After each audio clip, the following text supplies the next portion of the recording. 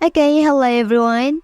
Here I want to provide a tutorial on how to add screen recorder icon to the control center on Redmi 13c device. Okay, let's go to the tutorial. First thing first, I'm gonna show you the display of control center on my device. Well, and then you can see that there is no screen recorder icon appear here. And then to add it, you can press edit option here.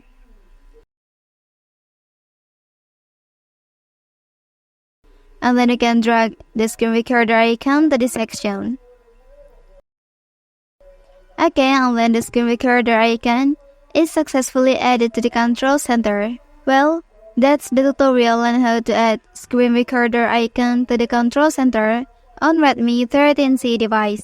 Don't forget to like and subscribe to get other information from this channel. Thank you.